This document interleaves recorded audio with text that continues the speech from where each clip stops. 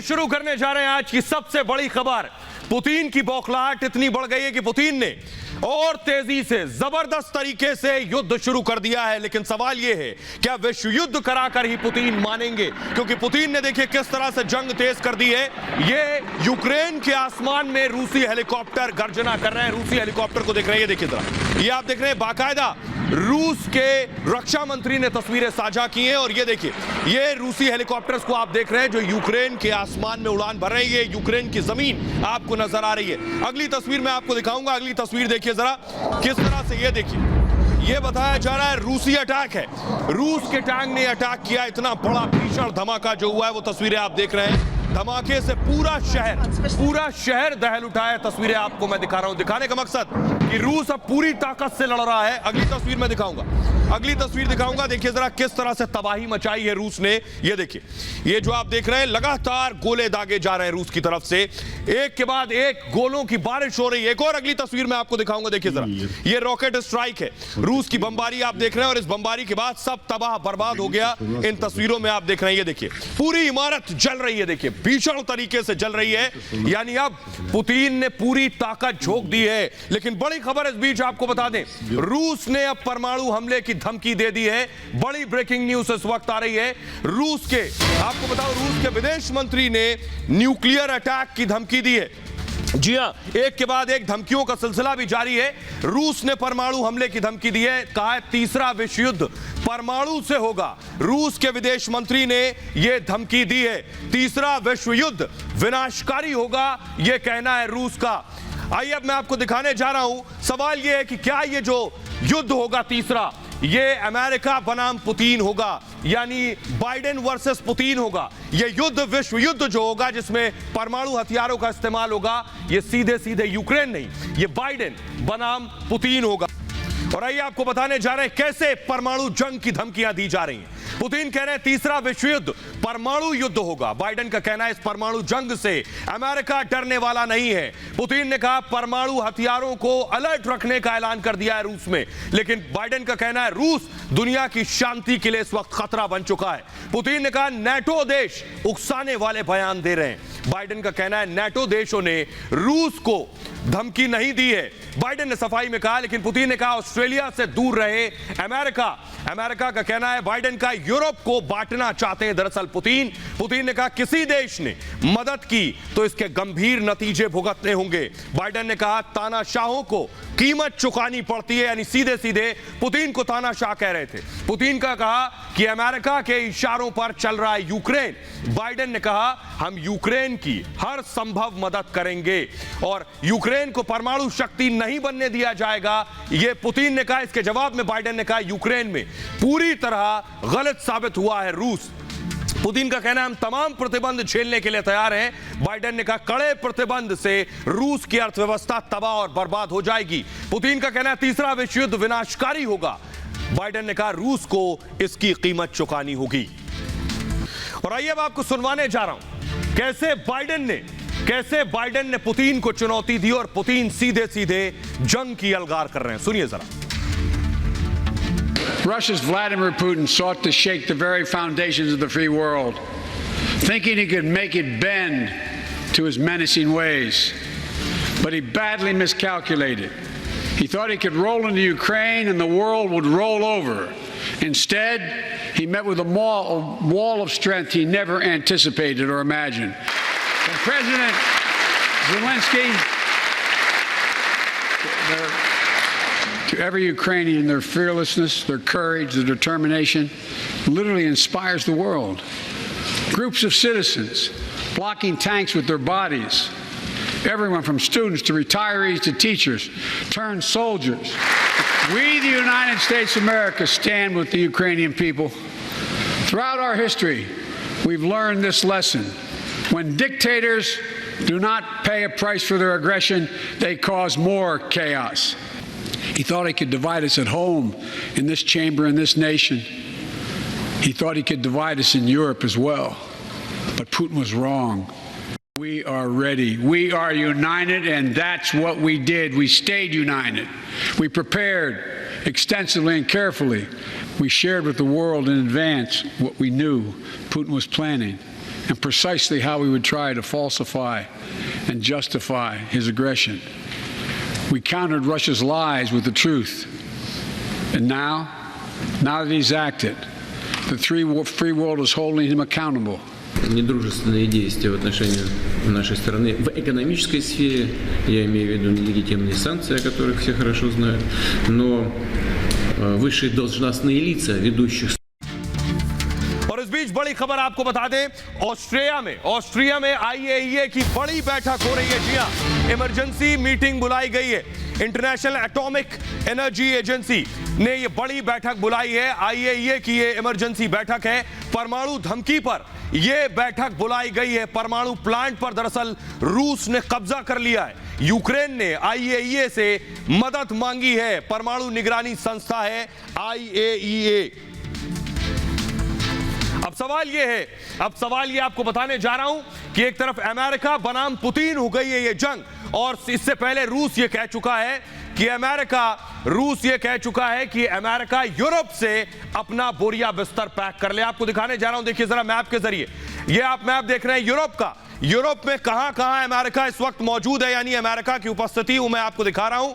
इनमें Britain, Poland, इसमें Holland, Germany, Hungary, Belgium, France, Italy, Spain, पुर्तगाल, ये वो मुल्क है जहां या तो अमेरिका का एयरबेस है, ये वो मुल्क है या जहां पर अमेरिका की मिलिट्री मौजूद है, और यहां से रूस बहुत नजदीक है। इसलिए रूस की टेंशन हाई है। रूस ने कहा है अमेरिका इस जगह को खाली कर दे, अमेरिका यहां से निकल जाए। लेकिन सवाल यह है कि अमेरिका की यहां उपस्थिति रूस को परेशान कर रही है, तो क्या यहां से अमेरिका रूस पर हमला कर सकता है? रूस के बहुत नजदीक है अमेरिका। मैं आपको बताने जा रहा हूं कि आखिर अमेरिका यहां से क्या कुछ कर सकता है रूस के खिलाफ। इसी बात का डर पुतिन को सता रहा है।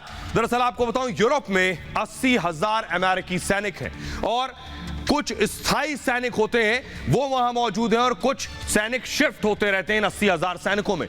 पोलैंड में जो सीधे सटा हुआ यूक्रेन से 3,000 अमेरिकी सैनिक हैं। रोमानिया बॉर्डर पर 1,000 अमेरिकी सैनिक मौजूद हैं, और अधिकतर देशों में अमेरिका का मिलिट्री बेस है। यही है डर पुतिन का। फ्रांस, ब्रिटेन, जर्मनी में बाकायदा अमेरिका के एयरबेस हैं, और हॉलैंड, बेल्जियम, इटली में भी एयरबेस मौजूद हैं अमेरिका के। पल भर में कहीं भी हमला करने की ताकत रखता है अमेरिका। यूरोप में अमेरिका की मौजूदगी नहीं चाहता है रूस। वो चाहता है कि अमेरिका यहां से चला जाए। आइए अब मैं आपको दिखाने जा रहा हूं कैसे खबर यह है कि अमेरिका सीक्रेट ऑपरेशन कर सकता है। यानी सीक्रेट ऑपरेशन क्या? ड्रोन के जरिए, फुल स्क्रीन जरा लीजिए तस्वीरें। क्या अमेरिका ड्रोन के जरिए किसी तरह का सीक्रेट ऑपरेशन कर सकता है? यानी ऐसा ऑपरेशन जो पर्दे के पीछे से होगा, यूक्रेन की जमीन पर होगा। अमेरिका इसी तरह अपने ड्रोन भेजकर यूक्रेन में रूस की सेना पर हमला कर सकता है। यही होंगे उसके सीक्रेट ऑपरेशन, और इस तरह के सीक्रेट ऑपरेशन में सबसे ज्यादा नुकसान होगा रूस का। आइए मैं आपको बताने जा रहा हूं कि आखिर ये सीक्रेट ऑपरेशन है क्या अमेरिका का। देखिए जरा, अगर ये सीक्रेट ऑपरेशन अमेरिका करता है, कुछ इस तरह का होगा। देखिए, यूक्रेन में सीक्रेट ड्रोन ऑपरेशन की तैयारी अमेरिका ने कर ली है। CIA जो इंटेलिजेंस एजेंसी है, CIA की स्पेशल यूनिट इसमें शामिल हो सकती है, और रूसी सैनिकों के काफिले पर हमले का प्लान है। यानी रूस को पता ना चले, रूस को लगे यूक्रेन के सैनिक ही हमला कर रहे हैं, लेकिन हमला अमेरिका कर रहा है। और रूस ने अमेरिका पर ड्रोन भेजने का इससे पहले आरोप लगाया है। अमेरिकी UAV ड्रोन यूक्रेन की मदद कर रहे हैं, इस तरह के इल्जाम लगाए। अमेरिकी ड्रोन से रूसी जहाज पर हमला किया जाएगा, और काला सागर में रूसी जहाज पर हमला किया गया। UAV ड्रोन आपको बताऊं मानव रहित होते हैं, ये अनमैन्ड होते हैं, और सैन्य अभियान में टोह लेने में इस्तेमाल किए जाते हैं। अमूमन आक्रमण करने में भी इसका इस्तेमाल होता है। तो इस तरह के ऑपरेशंस अमेरिका कर सकता है। रिमोट कंट्रोल के जरिए बाकायदा अमेरिका इन्हें चलाकर रूस के लिए मुश्किलें खड़े कर सकता है, और हमलावर का पता लगाना इसमें सबसे ज्यादा मुश्किल होता है।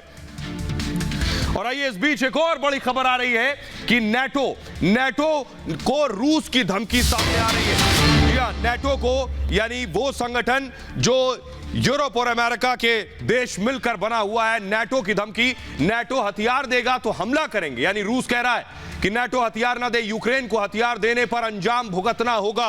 रूस ने यह धमकी दी, और यह बड़ी धमकी है क्योंकि लगातार जिस तरह से मदद हो रही है यूक्रेन की, उसके बाद यह धमकी सामने आई है रूस की कि यूक्रेन की मदद करना बंद करो।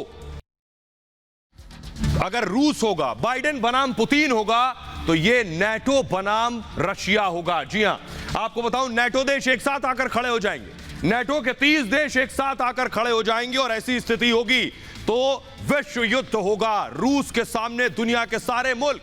आइए अब मैं आपको वो तस्वीर दिखाने जा रहा हूं जिस तस्वीर ने यूक्रेन में जंग करा दी। वो है ये तस्वीर, ये है नेटो के चीफ और ये है यूक्रेन के राष्ट्रपति जेलेंस्की। देख रहे हैं आप तस्वीर, नेटो के चीफ, ये जो तस्वीर आप देख रहे हैं, इसी तस्वीर की वजह से सारी जंग हो रही है, क्योंकि इस तस्वीर के बाद यूक्रेन नेटो में शामिल हो रहा था और रूस यही नहीं चाहता था, तो इस तस्वीर ने करा दी है जंग। आपको बताने जा रहा हूं दरअसल नेटो करता क्या है।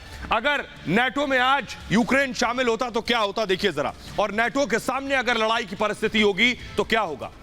नेटो 30 देशों का संगठन है, पहले मैंने कई बार बताया आपको, लेकिन अब मैं बताऊंगा ये करता क्या है। सदस्य देशों के लिए इसके जितने मेंबर होंगे, अगर कोई भी देश इसके साथ जुड़ गया तो उसे सुरक्षा की गारंटी मिल जाती है, उसकी तरफ कोई आंख उठाकर नहीं देख सकता। सदस्य देश पर अगर हमला किसी ने किया तो नेटो के सारे देश मिलकर उस पर आक्रमण कर देते हैं। हमले के खिलाफ 30 देश एकजुट हो जाते हैं, यही है नेटो की ताकत और इसी ताकत से रूस डरता था और इसीलिए रूस नहीं चाहता था कि यूक्रेन इसमें शामिल हो। नेटो की कोई सेना अपनी नहीं होती है, इन्हीं मुल्कों से सेना बनती है। सदस्य देश की सेना का योगदान होता है इसमें, सभी देश अपनी अपनी सेना जोड़कर एक नेटो की सेना बनाते हैं। केवल सदस्य देशों को ही सुरक्षा देता है ये नेटो। अमेरिका को नेटो की, आपको बताऊं, बैकबोन कहते हैं। जी हां, अमेरिका को कहते हैं कि नेटो की जो रीढ़ की हड्डी है वो अमेरिका है। नेटो की फंडिंग सदस्य देश ही करते हैं, यानी इसके जितने सदस्य वही पैसा देते हैं। बजट का 3/4 अमेरिका देता है, 3/4 हिस्सा अमेरिका देता है। और नेटो देशों का सैन्य खर्च, आपको बताऊं, दुनिया का जो सैन्य खर्च है उसका आधा नेटो देशों का, ये इसका नेटो का सैन्य खर्च है। आइए मैं आपको बताने जा रहा हूं, मैं आपको दिखाने जा रहा हूं कि नेटो ने किस तरह कार्रवाई की है। देखिए अफगानिस्तान में, इसकी तस्वीरें मैं आपको दिखा रहा हूं। अफगानिस्तान के हेमलैंड में नेटो फोर्सेस थी। अफगानिस्तान में जो तालिबानियों से लड़ रहे थे, ये नेटो ही थे जिन्होंने तालिबानियों को पीछे ढकेला था और लंबे वक्त तक लड़ाई की थी। अमेरिका के जाने से पहले नेटो फोर्सेस चली गई थी। दूसरी तस्वीर देखिए जरा, बोस्निया की तस्वीर मैं आपको दिखा रहा हूं। ये देखिए, नेटो फोर्सेस ने बोस्निया में भी लड़ाई की थी और वहां भी भीषण जंग हुई थी। तस्वीरें आप देख रहे हैं। तो इस तरह कोई भी उनके सदस्य देश पर उंगली उठाता है, आंख उठाता है, नेटो की पूरी सेना वहां टूट पड़ती है। अब मैं आपको बताने जा रहा हूं, अगर रशिया का, क्योंकि रूस ने धमकी दे दी है विश्व युद्ध की, अगर रूस बनाम बाकी दुनिया होगा, उनमें 3 बड़े देश है जिसमें अमेरिका, फ्रांस और ब्रिटेन है, तो देखिए जरा कौन किससे लड़ पाएगा। अब तक अकेले अगर देखें तो अकेले पुतिन के पास 6225 परमाणु हथियार हैं। अमेरिका के अकेले इनसे कम है, लगभग 5000 से कुछ ज्यादा है, लेकिन इनको जोड़ देंगे, सब मिलकर लड़ेंगे तो पुतिन के हथियार कम पड़ जाएंगे। पुतिन के सामने अमेरिका, ब्रिटेन और फ्रांस के 7000 परमाणु हथियार हो जाएंगे। सैनिक देखिए, पुतिन के पास 9 लाख सैनिक और इनकी मिलाकर 40 लाख से ज्यादा सैनिक हो जाएंगे। इतना ही नहीं, फाइटर जेट में देखिए, पुतिन के पास 772 फाइटर जेट हैं और ये देश मिल गए तो 15,000 से ज्यादा फाइटर जेट हो जाएंगे। पुतिन कहीं ठहर नहीं पाएंगे। हेलीकॉप्टर्स देखिए जरा, 544 हेलीकॉप्टर्स पुतिन के पास लड़ाकू और 1000 से ज्यादा नेटो देशों के पास हेलीकॉप्टर्स है लड़ाकू। इसके अलावा आर्म्ड व्हीकल्स जो है, पुतिन के पास लगभग 30,000 से ज्यादा आर्म्ड व्हीकल्स हैं और 50,000 से ज्यादा आर्म्ड व्हीकल्स नेटो के पास हैं। पनडुब्बियां देखिए, पुतिन के पास लगभग 70 है और नेटो के पास लगभग 200 से ज्यादा पनडुब्बियां हैं। टैंक्स देखिए जरा, ये टैंक जो लड़ रहे हैं अभी यूक्रेन में, 12,420 रूस के पास हैं और 15,000 से ज्यादा इन बाकी देशों के पास हैं। पुतिन इनके सामने कहीं ठहर नहीं पाएंगे, ये बात बिल्कुल साफ है। आइए अब आपको बताने जा रहा हूं कि जंग जब होगी उससे पहले लेकिन यूरोपीय देश घिरते जा रहे हैं। बोरिस जॉनसन कैसे घिर गए आपको बताऊंगा, क्योंकि जो कुछ यूक्रेन में हो रहा है उसके बाद उंगलियां अमेरिका पर, ब्रिटेन पर, फ्रांस पर उठ रही है। तस्वीर दिखाऊं जरा, पहली तस्वीर आपको दिखाने जा रहे हैं। एक महिला, तस्वीर चेंज करेंगे जल्दी से। ये आप देख रहे हैं एक महिला, यूक्रेनी महिला किस तरह से रो रही है। ये जो कुछ यूक्रेन में हो रहा है, इसके बाद अब सवाल अमेरिका, ब्रिटेन, फ्रांस और इन देशों पर, यूरोपीय देशों पर उठ रहा। अगली तस्वीर में दिखाऊंगा, देखिए जरा, ये देख रहे हैं एक पिता अपनी बेटी को छोड़ने जा रहा था। ये तस्वीर बेशक पुरानी है, लेकिन इस तस्वीर जब पूरी दुनिया देख रही है तो सवाल पूछ रही है कि आखिर अमेरिका क्या कर रहा है और ये देश क्या कर रहे हैं। और ऐसा ही कुछ हुआ, आपको दिखाने जा रहा हूं। सुनिए जरा, ब्रिटेन के राष्ट्राध्यक्ष बोरिस जॉनसन से एक पत्रकार ने इन तस्वीरों पर सवाल पूछा। सुनिए जरा, बोरिस जॉनसन के पास जवाब नहीं था, सुनिए। So you're talking about the stoicism of Ukrainian people, but Ukrainian women and Ukrainian children are in deep fear because of bombs and missiles which are going from the sky. And Ukrainian people are desperately asking for the West to protect our sky. We are asking for the no-fly zone. We are saying in response that it will trigger World War III. But what is the alternative, Mr. Prime Minister? To observe how our children are, instead of planes, are protecting NATO from the missiles and bombs? What's the alternative for the no-fly zone? That is that the UK and would be engaged in shooting down Russian planes, would be engaged in direct combat with Russia. That's not something that we can do or that we've envisaged. And I think the consequences of that would be truly very, very difficult to control. What we can do is all the things that we are doing already. और आइए आपको दिखाने जा रहा हूं, सिर्फ इतना ही नहीं, चारों तरफ से प्रदर्शन भी हो रहे हैं। ये देखिए, ये जो अगर एम्बियंस के साथ दिखाऊं मैं, ये देखिए जरा, पुतिन के खिलाफ, स्टॉप पुतिन के खिलाफ ये प्रदर्शन मैं आपको दिखा रहा हूं। जर्मनी में प्रोटेस्ट हो रहा है, हजारों की भीड़ आपको तस्वीरों में नजर आ रही है, ये पुतिन के खिलाफ। और अगली तस्वीर मैं आपको दिखाऊंगा, जॉर्जिया की तस्वीर देखिए जरा, जॉर्जिया की तस्वीर आप देख रहे हैं, चर्च के पास ये प्रोटेस्ट हो रहा है, हजारों की संख्या में लोग निकल कर आए हैं। ये पुतिन के खिलाफ और यूक्रेन के समर्थन में प्रोटेस्ट हो रहा है। और ऐसा ही कुछ हुआ, अगली तस्वीर में दिखाऊंगा, ऐसा ही कुछ हुआ UNHRC में, United Nations human right commission में, यानी मानवाधिकार आयोग में हुआ क्या, आपको बताऊं तस्वीरों के जरिए, कि जैसे ही रूस के विदेश मंत्री बोलने के लिए खड़े हुए, सब लोग निकल कर चले गए बाहर। जरा फुल स्क्रीन इस तस्वीर को देखिए और सुनिए।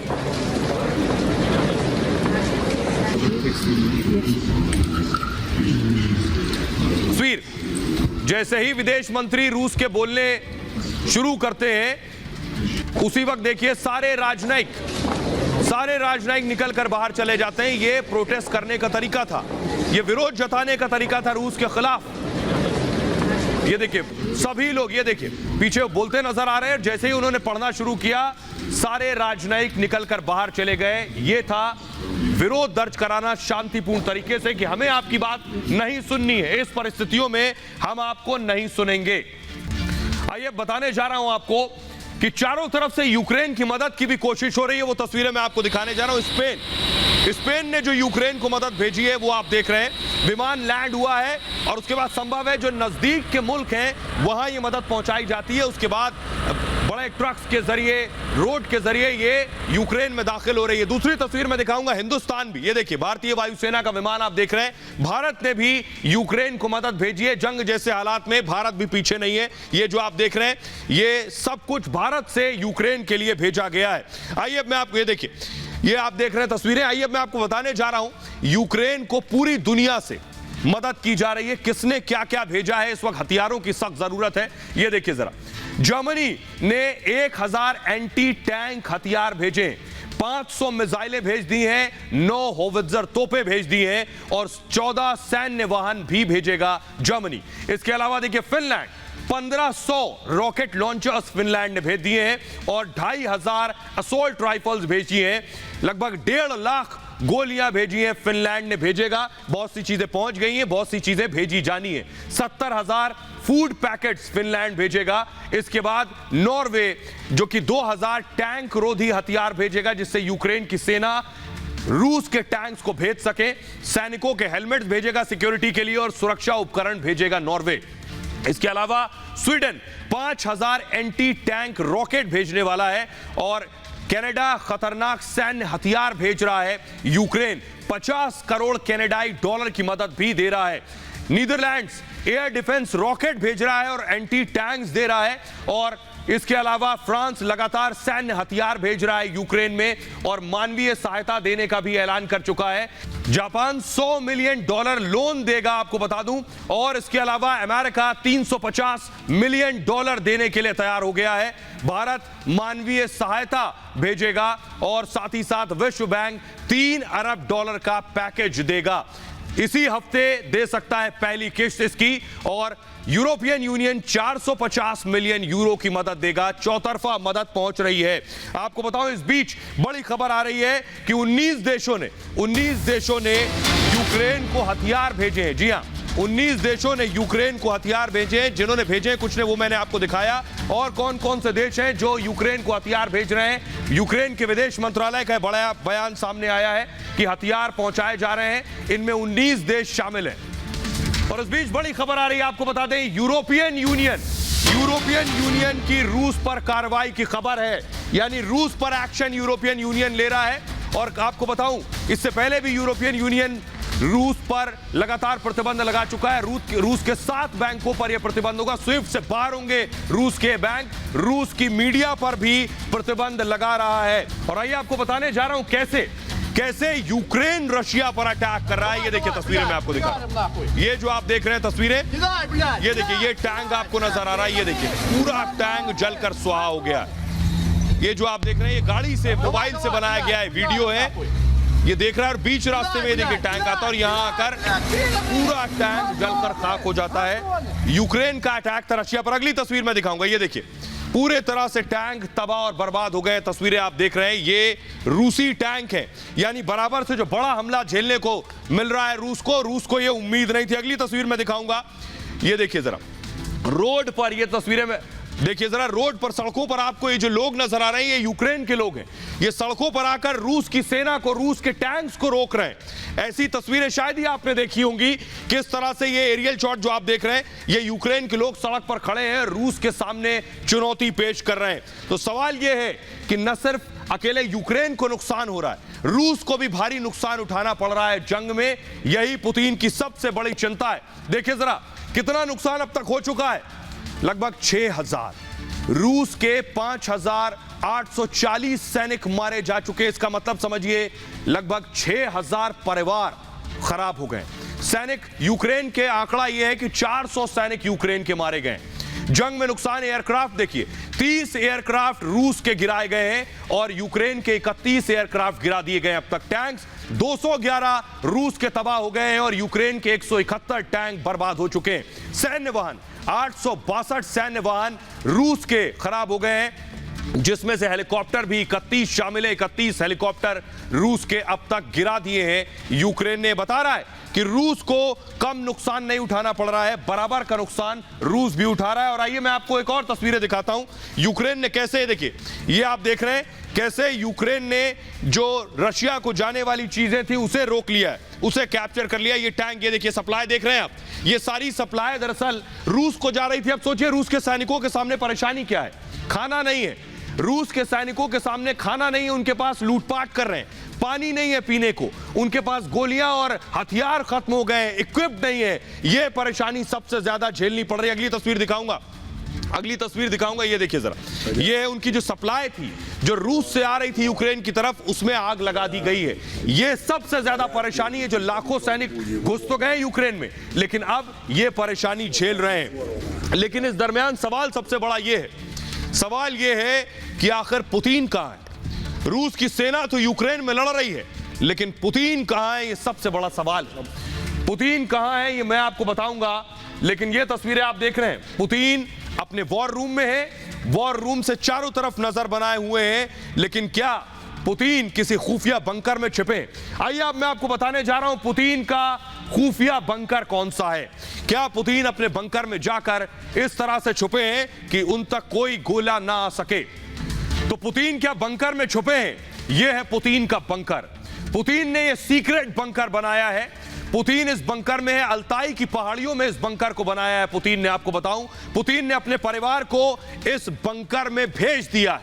बंकर में परमाणु हमले का असर नहीं होता है जहां पुतिन छिपे हैं। पुतिन का बंकर आलीशान, बेहद आलीशान और हाईटेक है। पुतिन का इस बंकर में रूस के एक वैज्ञानिक, आपको बताऊं विलेरी सोलोयेव का यह दावा है कि पुतिन बंकर में छिपे हुए। आइए मैं आपको बताने जा रहा हूं पुतिन की फैमिली कहां है, क्योंकि यूक्रेन में हजारों लोग मारे जा रहे हैं, लेकिन पुतिन की फैमिली कहां है? यह पुतिन का परिवार, पुतिन की पत्नी, पुतिन की बेटी। तस्वीरों में आप देख रहे हैं पुतिन ने आखिर क्या अपने परिवार को छिपा दिया है। आइए मैं आपको दिखाने जा रहा हूं कि पुतिन का सिक्योरिटी सिटी में परिवार छिपा हुआ है।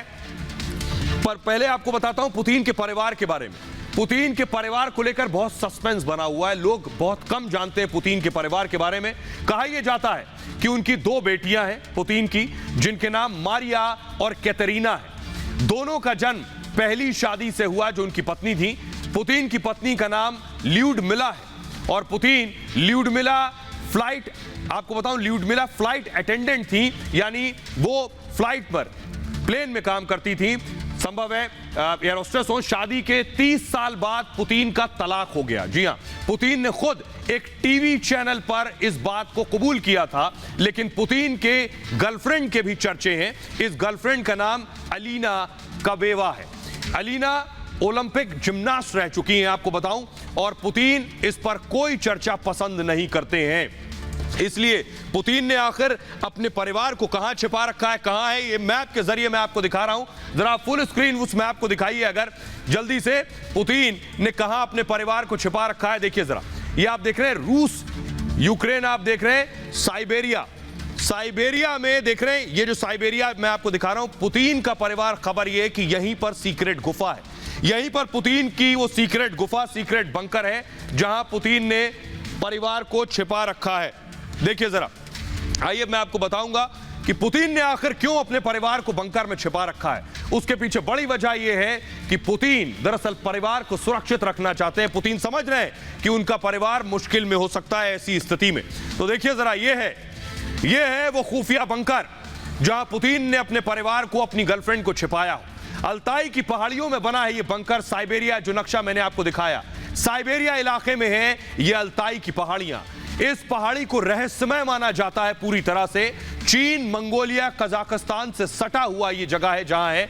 इस जगह पर कई वेंटिलेशन पॉइंट बने हुए हैं, बिजली की हाई वोल्टेज लाइनें बनाई गई हैं यहां पर, और यहां 110 किलोवाट का सब स्टेशन भी बना हुआ है बिजली के लिए, जिससे एक छोटे शहर को बिजली मिल सकती है। यानी सारे साजो सामान यहां मौजूद हैं। इस बंकर के चारों तरफ पुतिन के कमांडो 24 घंटे तैनात रहते हैं। अब एक सवाल इस बीच ये है जंग में कि आखिर दुनिया के अलग अलग मुल्क बोल रहे हैं, लेकिन सोचिए यहूदी मुल्क इजराइल क्यों चुप है? नफ्ताली बेनेट आखिर क्यों खामोश है? आपको बताऊं, दोनों में, जबकि इजराइल में और जेलेस्की में क्या संबंध है। अगली तस्वीर दिखाऊं, इजराइल में प्रोटेस्ट हो रहे हैं, इजराइल में लोग सड़कों पर उतर रहे हैं और यूक्रेन के हक में, यूक्रेन के समर्थन में प्रदर्शन कर रहे हैं, रूस के खिलाफ प्रदर्शन कर रहे हैं। बहुत कम लोग जानते हैं कि इजराइल एक यहूदी मुल्क है और जेलेस्की भी एक यहूदी है। उसके बावजूद इजराइल अब तक खुलकर यूक्रेन के समर्थन में नहीं आया है। देखिए जरा, जेलेस्की ने इजरायली पीएम से फोन पर बातचीत की है, और एक बार नहीं, आपको बताऊं, जेलेस्की और नफ्ताली की बातचीत 5 बार फोन पर हो चुकी है। दोनों 5 बार फोन पर बात कर चुके हैं। यूक्रेन के राष्ट्रपति जेलेस्की यहूदी हैं और इजराइल के पीएम भी यहूदी हैं। इजराइल में आपको बताऊं 75% से ज्यादा आबादी यहूदी है। यहूदियों की हिमायत करता है इजराइल, लेकिन उसके बावजूद, और इसी वजह से यूक्रेन का इजराइल से एक अलग लगाव है और सोशल मीडिया पर इजराइल से मदद मांगी जा रही है और इजराइल में यूक्रेन के समर्थन में बाकायदा मार्च हो रहे हैं। सैन्य ताकत और तकनीक में इजराइल कहीं आगे, लेकिन अब तक यूक्रेन की मदद के लिए नहीं आया। इजराइल ने मदद का भरोसा नहीं दिया है। दुनिया भर के देश इजराइल से अब तक हैरान है कि आखिर इजराइल चुप क्यों है। नफ्ताली ने रूस पर एक शब्द तक नहीं कहा है अब तक। सवाल यही है कि इस चुप्पी के मायने क्या है। और इतना ही नहीं, जिस तरह से इजराइल ने अब तक खामोशी साधी हुई है, उसी तरह जिनपिंग खामोश जरूर है, लेकिन खामोशी के साथ रूस के साथ खड़े हुए हैं। जिनपिंग ने अब तक रूस के खिलाफ कोई एक्शन नहीं लिया है। सवाल यह है, पुतिन और जिनपिंग साथ साथ तो हैं, लेकिन आखिर ये कब तक साथ साथ रहने वाले हैं? आइए मैं आपको बताता हूं पुतिन के साथ जिनपिंग कब तक खड़े रहेंगे। सवाल यह है कि यूक्रेन के साथ जंग में चीन रूस के साथ खड़ा हुआ है। दुनिया के देशों ने रूस पर प्रतिबंध लगा दिया है। रूस पर बैन की चीन ने आलोचना की। इससे पहले चीन ने रूस को मदद का ऐलान किया था और चीन ने गेहूं खरीद पर भी प्रतिबंध हटा दिया था। फरवरी में जिनपिंग से पुतिन मिल चुके हैं। इससे पहले चीन ने नेटो के विस्तार का विरोध किया था और अमेरिकी मनमानी का भी विरोध कर चुका है। बदले में रूस ने ताइवान पर समर्थन किया था। सवाल यह है कि एक तरफ दो और एक तरफ लो, यानी अगर रूस का चीन समर्थन कर रहा है यूक्रेन पर, तो रूस चीन का समर्थन करेगा ताइवान पर, क्योंकि वही नजर ताइवान पर चीन की भी है। जरा मैं मैप के जरिए दिखाऊंगा आपको, देखिए जरा कहां पर मौजूद है ताइवान। अगला ग्राफिक्स में दिखाऊं, ये देखिए जरा, ये चीन है, ये ताइवान है छोटा सा, और इसी तरह दरअसल रूस के आगे यूक्रेन भी था। तो आइए मैं आपको बता रहा हूं क्या दोनों में एक डील हो गई है कि यूक्रेन पर मैं तुम्हारे साथ हूं तो ताइवान पर तुम मेरा साथ दोगे।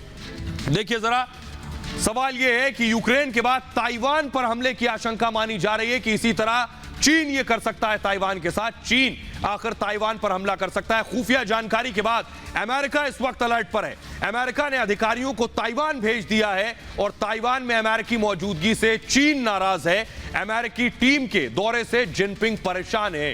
यह है वजह, रूस ने ताइवान पर चीन का दरअसल समर्थन किया था और ताइवान को अपना इलाका मानता आया है चीन, जैसे रूस की नजर क्रीमिया और यूक्रेन पर थी। दक्षिण चीन सागर में अमेरिका के जंगी जहाज भी मौजूद है लंबे वक्त से और चीन के एक्शन पर अमेरिका करारा जवाब देगा। जैसे यूक्रेन पर खामोश है, क्या यही हाल ताइवान के साथ ना हो जाए? अमेरिकी नेवी, एयरफोर्स फौरन एक्शन में आएगी, यह संभावना भी है। तो सोचिए।